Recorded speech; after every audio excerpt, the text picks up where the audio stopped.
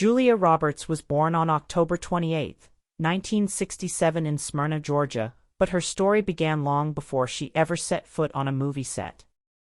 Her parents ran the Atlanta Actors and Writers Workshop, one of the South's first acting schools to welcome both black and white students during the era of segregation. In 1965, they made headlines by enrolling Yolanda King, the daughter of Martin Luther King Jr. This courageous decision brought real consequences: threats from neighbors, loss of community support, and the risk of violence. They stood their ground, teaching acting out of an old church, defying racism around them. Though Julia was too young to understand what was happening, this environment deeply influenced her worldview. When Julia was born at Crawford Long Hospital, her family was struggling financially and couldn't afford the $1,286 hospital bill. In a remarkable act of gratitude, Martin Luther King Jr. and Coretta Scott King paid the entire bill, an act of kindness they never publicized. Julia herself didn't share the story until she turned 55 in 2022, revealing that Coretta had even visited the hospital personally on November 2, 1967 to ensure the payment went through. Just months later, King was assassinated, and that quiet connection between civil rights legends and a future Hollywood icon remained a little-known secret for decades. Julia's early years were far from peaceful. Her parents divorced in 1971 when she was just 3. Her mother cited mental cruelty, while her father accused her of abandoning the family. The custody battle was long and bitter. Less than a year later, her mother married Michael Moats, a man with a temper who worked factory jobs and constantly moved the family to cheaper homes. Julia and her siblings, Eric and Lisa, grew up walking on eggshells. At school, she became withdrawn, missing classes and often appearing scared.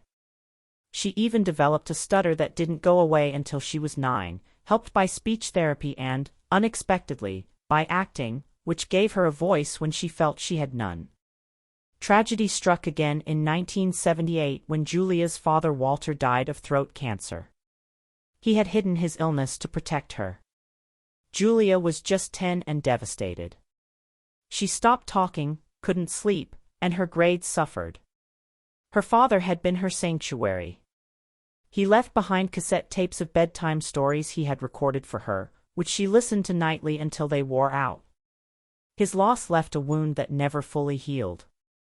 Acting became a refuge, a way to process pain that words couldn't express. Meanwhile, things at home worsened.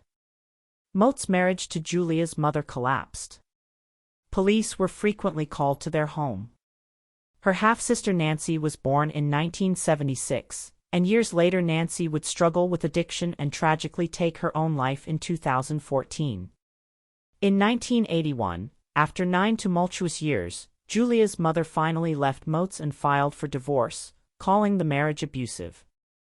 She focused on healing, opening a new acting school and volunteering at a women's shelter. Julia, at 14, began to find strength in herself. Though she initially dreamed of becoming a veterinarian, she loved animals and excelled in biology. Her passion for performance kept pulling her toward the stage. She played the clarinet, acted in school plays, and even fainted during a frog dissection, only to be cast as the lead in a play that same day.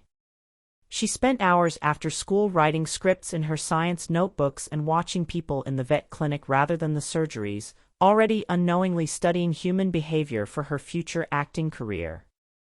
In 1985, after graduating high school, Julia moved to New York City with her sister Lisa. They shared a tiny apartment, couldn't always afford heating, and sometimes had to sleep in their coats.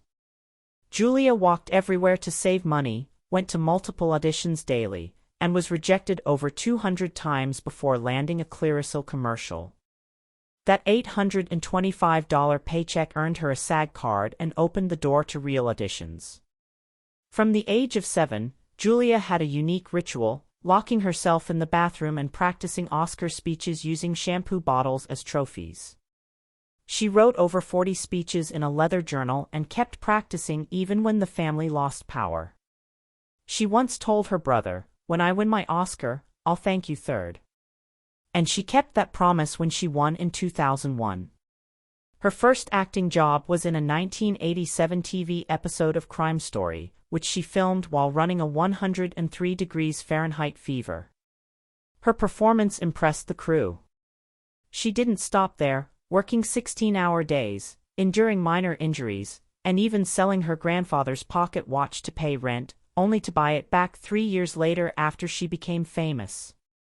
In 1988, while filming Satisfaction, 19-year-old Julia met 35-year-old Liam Neeson.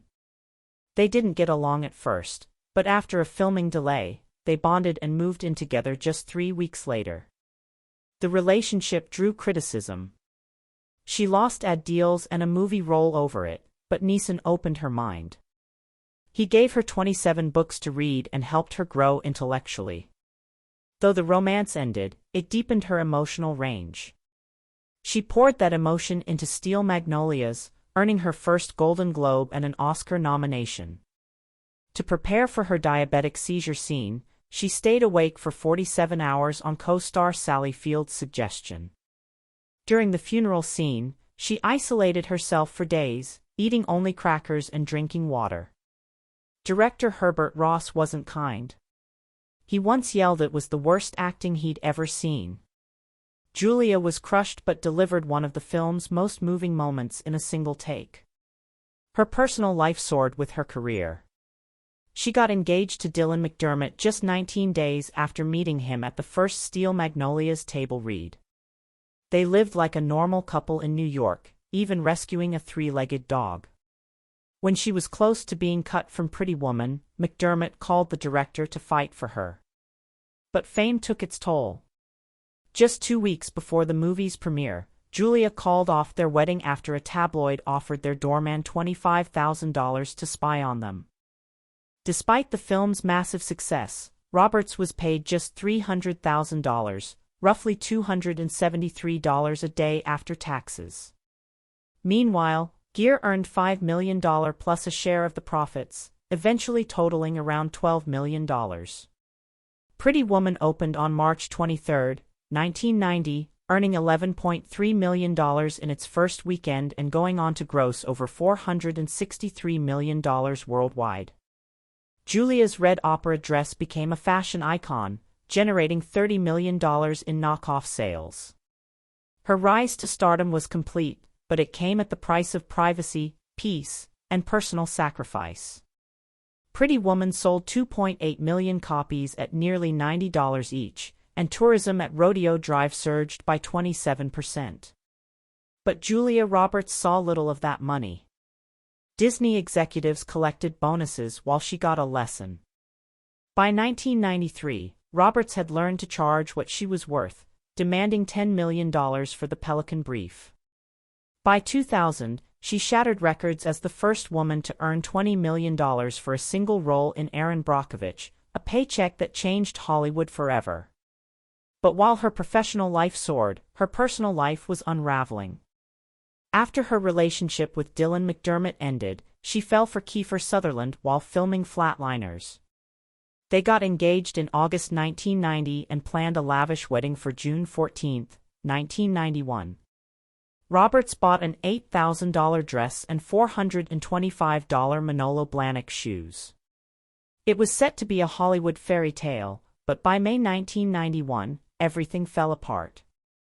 A 24-year-old exotic dancer named Amanda Rice claimed she was involved with Sutherland and that he had left Roberts for her. She even alleged he called Roberts an insecure ice princess, though she later walked back the story saying the relationship was platonic. Regardless, the damage was done. Roberts was hospitalized, officially for the flu, but many speculated it was stress. Despite wearing her engagement ring throughout her stay, just 3 days before the wedding, Roberts called it off.